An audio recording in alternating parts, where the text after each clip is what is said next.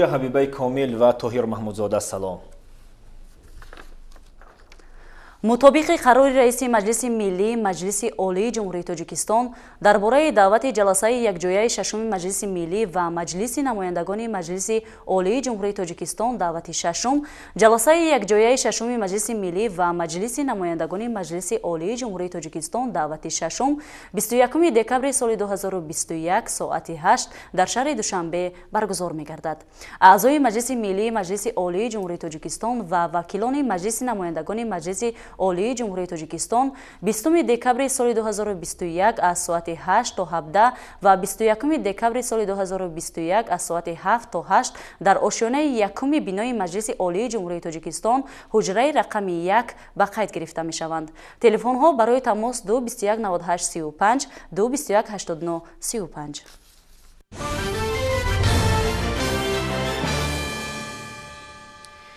امروز در تئاتر دولتی اکادمی اپرا و بالت به نام صدرالدین عینی مراسم پوشیده‌شوی سال اعلان گردیدن دوشنبه پایتخت فرهنگی اتحاد 2021 برگزار گردید. در این تدبیر معاون سروزیر مملکت، معاون رئیس کمیته اجرایی اتحاد دولت‌های مستقل، مسئولین مقامات اجرایی محلی حاکمیت دولتی شهر دوشنبه، نمایندگان کورپس‌های دیپلماتی و مهمانان زیاد اشتراک کردند. تفصیلات بیشتر در گزارش همکارانمان. در درآمدگاه تئاتر از جانب مسئولین نمایش کتاب و رسته‌های هنرهای مردمی از قبیل زرگری، چکندوزی، سوزندوزی، کلوگری، چوب تراشی، میسگری و دیگر نمادها تشکیل شده بود و میمونان از هنر والای مردم تاجیک از نزدیک آشنایی پیدا کردند. در این تدبیر معاون سروزیر جمهوری تاجیکستان مطلوب خان ستاریان، مسئولین مقامات اجرایی محلی حاکمیت دولتی شهر دوشنبه و معاون رئیس کمیته اجرایی کاتب اجرایی اتحاد دولت‌های مستقل اشتراک کردند. نخست به اشتراکچیان چورابینی فیلمی کوتاه‌مدت دوشنبه پایتخت فرهنگی اتحاد 2021 که بازگوی نوآوری و دیگرگونی‌های اجتماعی و اقتصادی پایتخت بخصوص در سال‌های اخیر میباشد نمایش داده شد. سپس معاون اول رئیس شهر دوشنبه قربانزاده امیرخان همه مهمانان و اشتراکداران چورابینی را از نام رئیس شهر محترم رستم امامعلی خیر و مقدم گفته دایر به اهمیت برنامه بین دولتی پایتخت‌های فرهنگی اتحاد سخن کرد. مفصوف از جمله قید نمود شرفیاب شدن شهر دوشنبه در سال 2021 همچون پایتخت فرهنگی اتحاد باعث افتخار و سربلندی نه تنها ساکنان آن بلکه تمام شهروندان تاجیکستان میباشد. در سال تاریخی و جشن 30 سالگی استقلالیت دولتی تاجیکستان با این عنوان سرفراز شدن پایتخت برای ساکنان مسئولیت بلند بوده. در سال جاری در پایتخت تحت راهنمایی بی‌واسطه اساسگذار صلح و وحدت ملی پیشوای ملت پرزیدنت جمهوری تاجیکستان محترم امامعلی رحمان و تشبث‌های سازنده رئیس شهر دوشنبه محترم رستم امامعلی یک قطار تدبیرهای فرهنگی و معرفتی که برای معرفی فرهنگ والای ملت تاجیک مساعدت می‌نماید برگزار کرده شد. از جانب معاون یکم رئیس شهر همچنین رمز احترام و دوستی و رفاقت ساکنان دوشنبه با جانب قرقل قرقیزستان که در سال 2022 عنوان پایتخت فرهنگی اتحاد را صاحب گردیده است تحفه‌های رمزی و خاطره‌ای تقدیم کرده شد. در ادامه چورابینی معاون رئیس کمیته اجرایی کاتب اجرایی اتحاد دولت‌های مستقل ژومخانوف بکیرجان مخدجانویچ برآمد نموده با حکومت جمهوری تاجیکستان، مقامات اجرایی حاکمیت دولتی شهر دوشنبه و به خصوص رئیس شهر دوشنبه محترم رستم امامعلی برای در سال 2021 در سطح بلند و ضروری عملی نمودن برنامه بین دولتی دوشنبه پایتخت فرهنگی اتحاد اظهار می‌نداری بیان نمود. لازم به یادآوری است که از جانب مقامات اجرایی حاکمیت دولت شهر دوشنبه نقشه چورابینی تطبیق برنامه‌های بین دولتی دوشنبه پایتخت فرهنگی اتحاد 2021 تهیه گردیده. در رابطه با آن در این دوره بیش از 300 چورابینی مختلف بین المللی و سطحی ملی فرهنگی، میزهای مدور، کنفرانس‌های علمی، ادبی، فستیوال و آزمون‌ها از جمله طریق مجازی گذرانیده شده. یک قطار مؤسسه‌های فرهنگی، باغ‌های فرهنگی و فراغتی و یادگاری‌های تاریخی تعمیر و تجدید کرده شدند. در ادامه چورابینی مذکور بهره بالیده خاطری دستگل موسیقی عبارت از سرود و ترانه‌های دلانگیز که از جانب استادان صنعت کشورهای گوناگون از جمله فدراسیای روسیه، قرقیزستان، مولداوا و ازبکستان و تاجیکستان آماده شده بود پیشکش مهمانان و اشتراکداران برنامه گردانیده شد.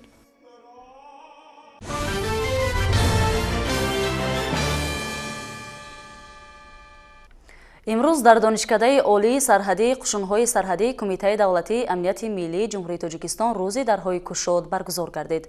در آن خوانندگان صنف‌های بالایی و جوانان سنی دعوتی از حدود شهر دوشنبه اشتراک نمودند. تدبیر مذکور را مسئولین کمیته کار با جوانان و ورزش نزد حکومت جمهوری تاجیکستان با مقصد بلند برداشتن هویت وطنخواهی نسل‌های جوان راه‌اندازی نمودند. گزارش همکاران ما در این خصوص تهیه گردیده است. имрӯзҳо бо ташаббуси кумитаи кор бо ҷавонон ва варзиш як қатор чорабиниҳои оммавию варзишӣ ба хотири баланд бардоштани ҳисси ватандӯстии ҷавонон баргузор гардида истодааст. Ташкили рӯзи дарҳои кушод ки имрӯз бо иштироки намояндагони кумита ва хатмкунандагони муассисаҳои таҳсилоти ҳамагонӣ дар донишкадаи олии сарҳадии қушунҳои сарҳадии кумитаи давлатии амнияти миллии ҷумҳурии Тоҷикистон баргузор шуд, идомаи чунин чорабиниҳост. Дар қисмати назариявии чорабинӣ ҳозирин доир ба нақши ҷавонон дар пешбурди самтҳои алоҳидаи хоҷагии халқи кишвар ибрози сухан намуда таъкид доштанд ки бо дастгирӣ бевоситаи пешвои миллат муҳтарам Эмомалӣ Раҳмон имрӯзҳо барои ҷавонон тамоми имкониятҳо фароҳам гардидааст. Аз ин рӯ ин табақаи ҷомеаро мебояд ҷавобан ба ғамхориҳои ҳукумати кишвар таҳсил намуда ҳамчун шахсиятҳои барҷаста дар шукуфоии мамлакат саҳми чашмраси худро гузоранд. Дар ҳамин росто ба як қатор курсантону афсарони фаъоли донишкада тӯҳфаву сипосномаҳои дастандаркорон тақдим карда шуд. имрӯз дар донишкадаи олии сарҳадии кумитаи давлатии амнияти миллии ҷумҳурии Тоҷикистон дарҳои кушода ки боздиди ҷавонони синни даъватӣ ва хонандагони муассисаҳои таҳсилоти миёнаи умумии шаҳри Душанбе баргузор гардид. барои дар зеҳнияти онҳо бедор намудани ҳисси худшиносӣ, худогоҳӣ, баргузории чунин чорабиниҳо аз ҷониби кумитаи корбоҷанонон пайваста роҳандозӣ карда мешавад ва ҳамзамон дар доираи нақша чорабиниҳои муштараки ҳамкорӣ бо сохторҳои қудратӣ низ чорабиниҳои гуногуни варзишӣ, солимгардонӣ, маърифатӣ баргузор карда мешавад. дар қисмати дуюми чорабинӣ хатмкунандагони муассисаҳои таълимӣ аз намоиши техникаҳои ҷангӣ ва шароити будубоши курсантон дидан карданд. қобилу аз зикри хос аст ки дар донишкадаи мазкур тамоми шароитҳо барои омӯзишу таҳсил ва машқу тамрин дар сатҳи баланд фароҳам оварда шуда, ин боргоҳ ҷиҳати омода намудани кадрҳои баландихтисос барои мақомоти қудратӣ нақши созгор дорад. дар охир намоиши тактикаи ҷангии курсантон пешкаши ҳозирин гардонида шуд.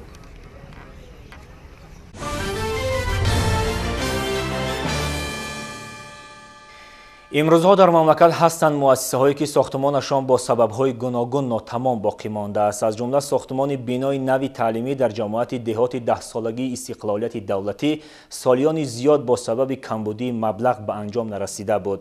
вазорати маориф ва илми Тоҷикистон тавассути ҷалби сармояи хориҷӣ бунёди ин мактабро аз сар гирифт ва айни ҳол корҳои сохтмонӣ дар он бо маром идома пайдо кардааст. гузориши ҳамкорони мо дар ин хусус. ана ин бинои муассисаи таълимие ки дар ҷамоати деҳоти 10-солагии истиқлолияти шаҳри Турсунзода воқеъ аст, соли 2007 сохтмонаш оғоз гардида, соли 2009 бо сабабҳои норасоиҳои молиявӣ қатъ гардидааст. гурӯҳи татбиқи лоиҳаи таҷдид ва идомаи сохтмони мактабҳои миёнаӣ назди вазорати маориф ва илми ҷумҳурии Тоҷикистон ва шарикони глобалӣ дар соҳаи маориф бо дастгирии Бонки рушди Осиё идомаи сохтмони муассисаро ба уҳда гирифтанд. вазири маориф ва илми ҷумҳурии Тоҷикистон ва намояндагони мақомоти иҷроии ҳокимияти давлатии шаҳри Турсунзода аз кори сохтмончиён дидан намуда ба онҳо дастур доданд ки сохтмони бинои муассиса бояд босифат ва ба талаботи замон ҷавобгӯй сохта ба истифода дода шавад.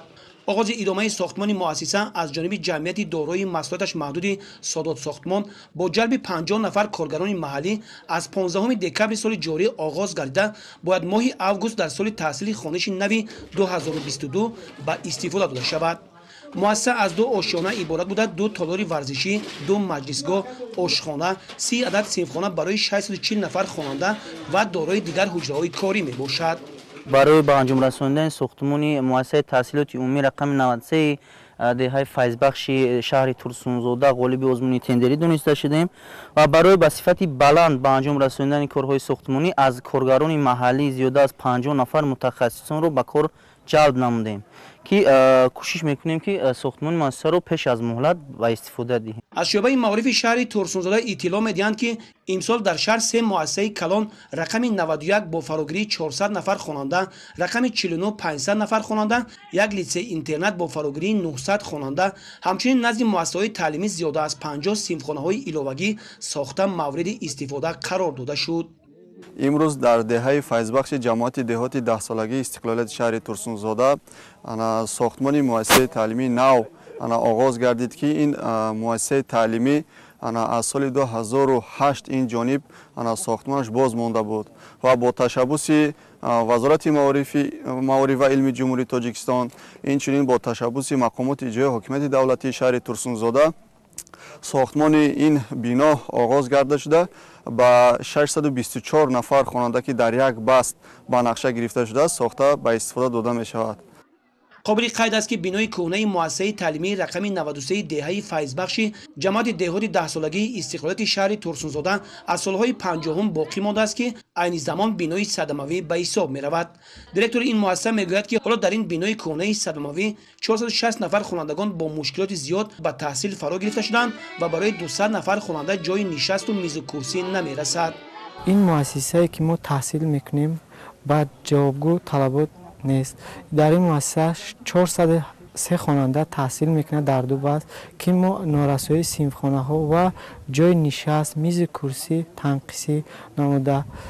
این مؤسسه که ما حاضر خوانده استیم ما تشکر میگیم به سرور دولت و وزارت معارف و علم جمهوری تاجیکستان مقامات اجرایی حاکمیت دولتی شهر ترسونزاده که طبق سپارش های اینها در این مؤسسه که از فعال کار باز مانده شده است امروز با کار ساختمانچیان شروع نمودند. وزیر معارف و علم جمهوری تاجیکستان و نمایندگان مقامات اجرایی حکومت دولتی شهر ترسونزاده با ساکنان این منطقه واخوری نموده قید نمودند که به خاطر تطبیق سیاست معارف پرورانه رهبریت عالی مملکت در سمت فراهم آوردن شرایط مساعد تحصیل و بلند برداشتن سطح و صفت تعلیم و تربیت نسل نورس پیوسته تدبیرهای ضروری اندیشیده می شود.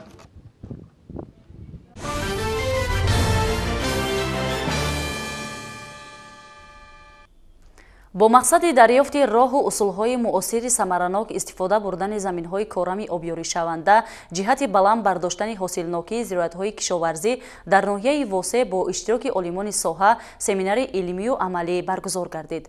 در سمینار عالمان در سمت‌های ثمرناک و عاقلانه استفاده بردن زمینهای کارم و سنگلاخ، بهتر نمودن حالت ملیوراتیوی زمینها، پیشگیری تنزلیابی خاک و دیگر مسائل وابسته به تدبیراندیشی‌های ثمرناک فکر و ملاحظاتشان را بیان نمودند.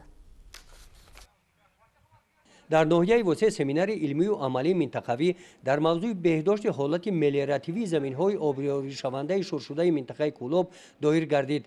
قسمت عملی چورابینی در قطعه زمین خوجگی دهقانی به نام کامران دهات به نام خدای رجبوف با اشتراک رهبران خوجگی‌های دهقانی منطقه صورت گرفت. نایب پرزیدنت اکادمی علم‌های کشاورزی تاجیکستان با کار سمینار آغاز بخشیده قید نمودند که هدف از برگزاری سمینار مذکور از نگاه علمی تحلیل و بررسی دریافت راه و اصولهای معاصر ثمرناک استفاده بردن زمین‌های کارمی آبیاری شونده جهت بلند برداشتن حاصلناکی زراعت‌های کشاورزی، ترغیب ارزش‌های علمی و تطبیق دستاوردها در استحصالات و با این وسیله عملی گردانیدن سیاست کشاورزی حکومت کشور میباشد.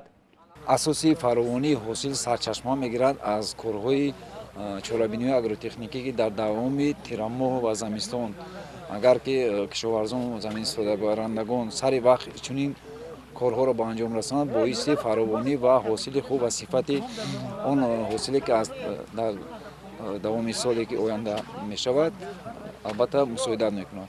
جهت دیگری آبشویی کنی زمین ها در آن است که البته در قسمت آن زمین هایی که شور شده درجه شورناکی بلند دارند اون را توسط آبشویی کنی می توانیم که یک با درجه پاس یا درجه بینمکی رسانیم. در این مورد ما اون رو از روی معیار معین و مهلت معین باید اون رو طبق طلبات یعنی توصیه های متخصصان برآوریم. اشتراکچیان سمینار علمی و عملی منطقوی اظهار عقیده نمودند که پیشگیری تنزلیابی خاک، بهتر نمودن حالت ملیوراتیوی زمین‌های آبیاری شونده و به گردش کشاورزی وارد نمودن زمین‌های بکار خوابیده در سمت تأمین امنیت آذوقه‌واری جمهوری یکی از تدبیرهای سودمند بوده. حل آن در برابر دیگر چورابینی‌های رشد ساحه کشاورزی برای جمهوری اهمیت اولین درجه دارد. در این سمت عالمان به دهقانان مصلحت‌های مفید دادند. چورابینی امروزه برای پیشروی ساحه کشاورزی یک تکان جدی را به عمل می آورد و همه خوجگیداران البته از او توصیه و پیشنهاد و مصلحت های عالمان را سرمشق کار خود کرده برای غنی گرداندن و بلند برداشتن حاصلناکی البته کوشش به خرج می دهند. در دوره این همایش عالمان از حالت تکنیکی شبکه‌های آبیاری و زهکش و زبورها دیدن نمودند. طبق تحلیل‌های عالمان انستیتوت خاکشناسی و آگروخیمیای اکادمی علم‌های کشاورزی تاجیکستان، رعایت روندهای کشتگردان و در حالت خوب نگاه داشتن زهبور و زکش‌ها از روی معیار استفاده بردن نوری‌های مینرالی و ارگانیکی و گذراندن چاره‌بینی‌های آبشویکنی زمین‌های شورشده برای بلند شدن حاصلناکی زمین‌ها مهم دانسته می‌شوند. وقتی که زمین در درجه شورناکی پست و میانه قرار دارد، ما با اصول یعنی قطاری یعنی که اونها رو آبشویی میکنیم. پیش از آبشویی کردن ما توصیه میدیم که البته خط زهبور زاکش ها رو تازه کنن، در چوکوی لایحه‌ای نه کمتر از 4 متر دو طرفه تازه کنن، بعد در دوام تیر ماه و زمستان با آبشویی کنی زمین‌های شورشده چی یعنی که خواجگیداران مشغول شوند. بعد انجام قسمت عملی چاره‌بینی قسمت نظریوی در تالار مجلسگاه جامعه دهات به نام خدای رجبوف دایر گردید. سمینار از روی برآمد عالمان و متخصصان و فرمران در روند ثمرناک و عاقلانه استفاده بردن زمین‌های کارم و سنگلاخ، بهتر نمودن حالت ملیراتیوی آنها، پیشگیری تنزلیابی خاک و اندیشیدن چاره‌بینی‌های معین رزولوسیا قبول کردند. گزارش خواجه نظریف خدای نظر ظهوروف از ناحیه واسه برای برنامه اطلاعاتی نوید.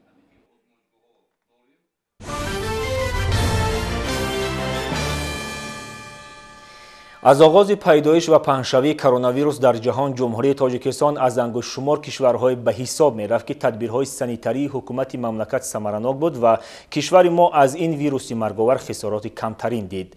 از جمله دسترس نمودن واکسینه های ضد ویروسی از عامل‌های مهمترین بود که به پیشگیری سریع پهن‌شوی کووید 19 سبب گردید. این تدبیر بهداشتی امروز هم ادامه دارد. معرکه واکسینه کنانی مردم در ناحیه بلنکوی شمس‌الدین شاهین نیز گذرانیده شده. گروه‌های کاری با اصول خانه به خانه ساکنان را به واکسین تامین می نمایند. گزارشی همکارانمان در این خصوص. در اساس نقشه چاره‌بینی‌های مقامات اجرایی حکومت دولتی ناحیه شمس‌الدین شاهین و مرکز سلامتی ناحیه بهر سریع امگذرانی ساکنان و برگزار نمودن کارهای فهماندهی، گروه‌های کاری مقصدناک بر ضد بیماری کرونا ویروس کووید 19 با اصول خانه به خانه معرکه واکسینه گذرانی را در 2 مرحله جانب نموده ایستادند. نوبسته از سردی‌ها همروزه گروه کاری در مرکز و دهات دوردست ناحیه بلندکوه شمس‌الدین شاهین امگذرانی رایگان را برآورده از تمام ساکنان دعوت به عمل می‌آورند که بهر سلامتی خود و اطرافیان از دستورهای وزارت تندرستی جمهوری تاجیکستان جهت پیشگیری کرونا ویروس کووید 19 و دیگر بیماری‌های سیریاتی از واکسیناسیا گذرند. طبق نقشه چاره‌بینی‌های وزارت تندرستی و حفظ اجتماعی اهالی جمهوری تاجیکستان، امروز گروه‌های مقصدناک برای سفربر کردن امکانی از ضد کرونا ویروس کووید 19 با تمام شهر و ناحیه‌ها و اهالی سفربر کرده شدیم. خب اولین درجه گروه مقصدناک از امکانی در خانه با گردش حولگی گذرانده شده ایستاده است و همه مردم جمهوری تاجیکستان دعوت به عمل می‌آورند که حتما باید از معاینه و گذاشتن ضد کرونا ویروس حتما باید گذراند. باید گفت که عین زمان در ناحیه شمس‌الدین شاهین ولایت ختلان چون دیگر شهر و ناحیه‌های مملکت گروه‌های کاری از حساب فعالان تشکیلات اداره و مؤسسه‌های دولتی در بین ساکنان کارهای فهماندهی گذرانیده از آنها دعوت به عمل می‌آورند که بهر سری وقت گذشتن از واکسیناسیا مسئولیت احساس نموده به هر گونه سخنانی بی اساس باور نکنند، زیرا در همین شب و روز تمام ساکنان سیاره در مرکز واکسیناسیا اشتراک کرده خود و اطرافیان را از پهن‌شوی این بیماری همگیر نگاه می‌دارند. طبق نقشه چاره‌بینی مقام اجرایی حکومت دولتی ناحیه شمس‌الدین شاهین، گروه تبلیغاتی و تشویقاتی در تمام جماعت‌های دهاتی ناحیه برگزار شده است که با گروه‌های کاری رفته با مردم البته اویدی یعنی گذراندن یعنی واکسینه کووید 19 یعنی تبلیغ و تشویق کرده شده ایستادند و برای همین در خودی ناحیه شمس‌الدین شاهین هم باوری داریم که تا آخری سال پر اهالی ناحیه از امگذرانی پر میگذرند. اطلاع داده شد که چنین کارهای فهماندهی و معرکه امگذرانی رایگان میان ساکنان ناحیه جهت پیشگیری بیماری کرونا ویروس کووید 19 در روزهای بعدی نیز به راه مانده شده گروه‌های کاری مقصدناک به تمام دهات ناحیه سفربر کرده میشوند.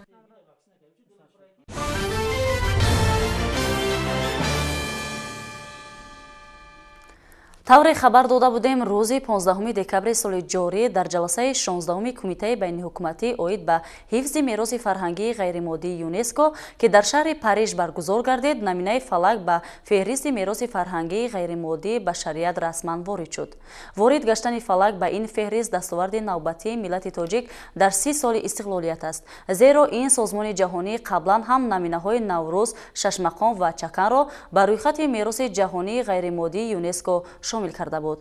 ҳамкорони мо Низомиддин Исоев ва Мусои Нурмуҳаммад ин мавзӯъро аз шаҳри Бохтари вилояти Хатлон идома медиҳанд.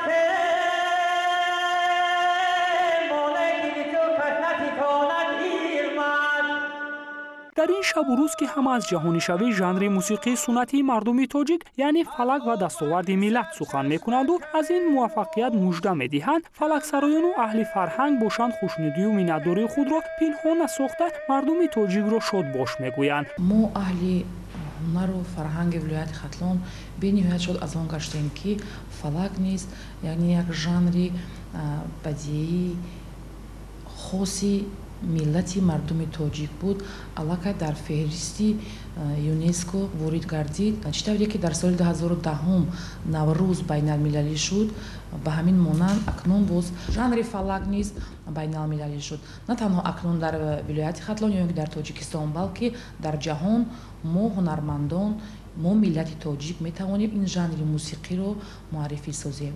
ман вақте ки дар саҳнаи аноми ЮНЕСКО дар Фаронса баромади ҳунармандои тоҷика дидам, аз қабили Шоҳин Абдуллоев, Ҷаннатулло Абдуллоев, Фотима Машрабова, анау Амирҷони бисёр хушовози хушсадоямон ва ҳаминҷо эҳсос кардам ки ҳаминҷо чӣ нақшае ҳаст.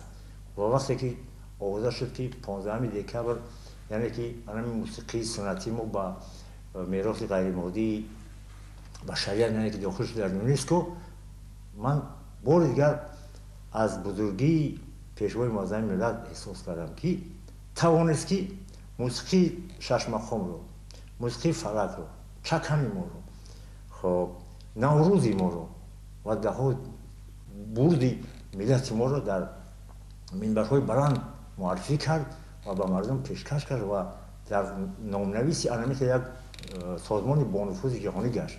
чуноне ки аҳли фарҳанг мегӯянд, ворид гаштани фалак ба феҳристи ғайримоддии ЮНЕСКО на танҳо дастоварди фарҳангчиёну фалаксароён аст, балки комёбии тамоми мардуми Тоҷикистон аст, зеро ҳамакнун жанри мусиқии фалак ҳам метавонад чун ҷашни Наврӯзи аҷам муаррифгари миллати сарбаланди тоҷик бошад. овози баланди мази истиқлол аст, парвози дили ман از استقبال است.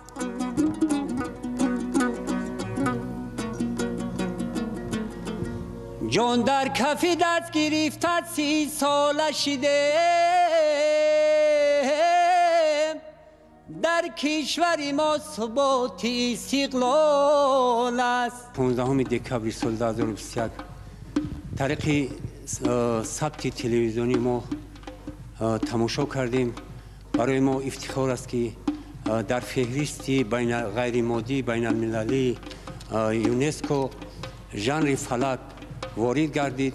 این البته ما را روح بلند میکند و همه کارمندان ساحه فرهنگ سعی و کوشش میکنند که دوچند ژانر فلک را در عرصه بین المللی چندین مرتبه معرفی نمایند و من همچون مدیر بخش اظهار مینتدارگی از اساسگذار صلح و وحدت ملی پیشوای معظم ملت میکنم که همه این زحمت های این شخصی بزرگ هستند و ما همه سعی و کوشش را در این ساحه میبخشیم. бояд гуфт ки фалак аз ҷумлаи жанрҳоест ки бо истифода аз асбобҳои мусиқии халқӣ махсусан дутор, ғижак, най, таблаку доира шеърро ба риштаи оҳанг медарорад. ин нав жанри суннатӣ бештар миёни мардуми кӯҳистону деҳот маъмулу машҳур аст. шоир Нуруллои Ориф мегӯяд ки таърихи фалак برابر انسان است. شاید که فلک برادر انسان است. یعنی که شما ببینید که تاریخ فلک اگر برابر پیدایش انسان باشد، همون درد و رنج و غم و اندوه و خرسندی و خوشبختی و همه پهلوهای زندگی انسانیت رو فلک با موضوعهای گوناگون خود ترنم میکنه. اصلا فلکسرا دو بیتی یا ربویی رو انتخاب می‌نماید که افشاگری راز و نیاز مردم، غم و درد دل خود باشد تا توسط آهنگ فریاد برداشته قسمت یا تقدیر خود را به اوج فلک رساند.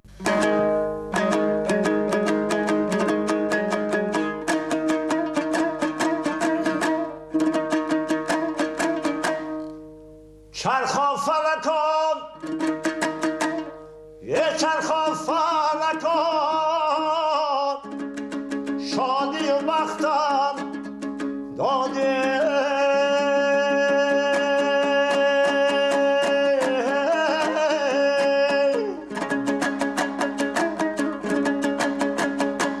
یک باری بلند تاج و تختم داده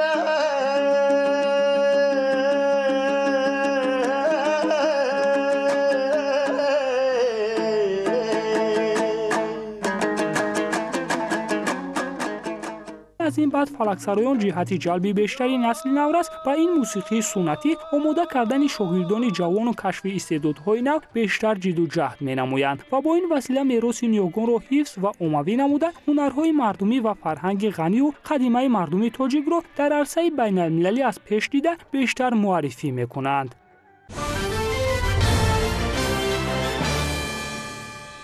اهل فرهنگ و هنر و دایره‌های علمی و ادبی مملکت شامل شدن فلک بر روی خط میراث فرهنگ عمومی جهانی را اعتراف فرهنگ و مدنیت باستانی ملت تاجیک از جانب بشریت عنوان می‌کنند، زیرا هر خلق و ملت را در عرصه جهانی پیش از همه با فرهنگ و تمدنش می‌شناسند. این نقطه در جمع آمد تنتنوی که به مناسبت این رویداد فرح بخش در دانشگاه دولتی کلاه برگزار گردید تاکید کرده شد. با تشبس‌های نجیبانه و فرهنگ‌پرورانه اساسگذار صلح و وحدت ملی پیشوای ملت پرزیدنت جمهوری تاجیکستان محترم امامعلی رحمان فلک نیز به فهرست میراث فرهنگی غیرمادی یونسکو وارد گردید. این پیک شادی برای مردم تاجیکستان دستاورد بزرگ و ارزشمند محسوب می‌یابد. با میراث غیرمادی تشکیلات بین‌المللی یونسکو وارد کردن فلک یک رویدادی نهایت مهمی فرهنگی جمهوری ما می باشد که این نهایت بجاست، نهایت مهم است و آن را ما پیش از همه در تلاش و کوشش های پیشوای معظم ملت محترم امامعلی رحمان می بینیم. ما از این شخصیتی فرهنگ آور می باشند که بسیار درباره میراث بزرگان ما را دوباره زنده کردن زحمت‌های بسیار کشیدند و این زحمت‌های این شخصیت فرهنگ ساز و تاریخ ساز در آن عبارت است که برای ساختن ملت یعنی احیای ملت تاجیک پیش از همه بیدار کردن شعور اتنیکی این مردم لازم است. با این مناسبت در دانشگاه دولتی کولا به نام ابو عبدالله رودکی چاره‌بینی با شکوه فرهنگی دایر گردید. ضمن برآمد تبریکاتی خویش رکتور دانشگاه حاضرین را به مناسبت مقام جهانی دریافتن فلک تهنیت نموده از تشبس‌های پیوسته پیشوای ملت جهت رشد فرهنگی ملی و در عرصه بین‌المللی معرفی نمودن ملت صاحب فرهنگ و تمدن آفر تاجیک یادآور گردید. گفته شد که فلک ژانر قدیمی مردم تاجیک بوده بیشتر در قسمت غربی تاجیکستان رشد کرده است. فلک را این ترانه لحنی می باشد که مردمان بیشتر سرزمین کوهساران می دانند آن را و اکثریت مردم تاجیک اصلا باشندگان کوهساران می باشند. فلک این از زمانه های فرا تاریخی از زمانه های اوستا آغاز یافته است که فلک از پهلویات برگرفته شده است، نه از واژه عربی فلک افلاک، چونکه واژه فلک افلاک به ما بعد از حمله عرب آمده است، لیکن ترانه فلک هزار سالها پیش از این وجود داشت. мавриди зикр аст ки олимони дохиливу хориҷӣ давоми солҳои охир дар мавзӯи жанри фалак тадқиқот ва корҳои илмӣ гузаронидаю асарҳои зиёд таълиф намудаанд. ҳоло дар ҳамаи гӯшаҳои тоҷикистон фалаксароӣ маъмул гардидааст ва ба феҳристи фарҳанги ғайримоддии башарият ворид гардидани он гувоҳ аз рушди ояндаи ин жанр ва муаррифгари миллати фарҳангпарвар будани халқи тоҷик дарак медиҳад.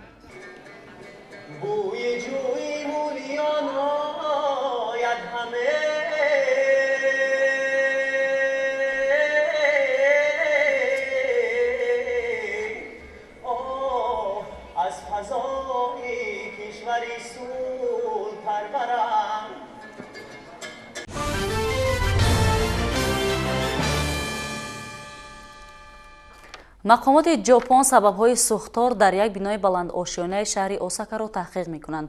тибқи иттилои охир дар натиҷаи ин ҳодиса 24 нафар ҷон бохтанд.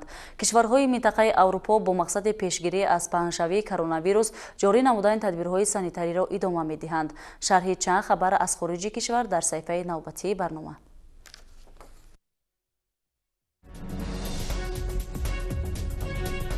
шумораи ҳалокшудагон бар асари сӯхтор дар шаҳри Осакаи ҷопон ба 24 нафар расид. қаблан табибони ҷопон дар бораи ҳалокати 19 нафар ва захмӣ шудани чанд тани дигар иттилоъ дода буданд. сӯхтор дуртар аз истгоҳи роҳи оҳани Осака дар ошёнаи чоруми бинои 8 ошёна аланга гирифтааст. тибқи маълумот сӯхтор масоҳати 20 метри мураббаъро ба коми худ кашид. мувофиқи яке аз фарзияҳо сӯхтор қасдан содир шудааст.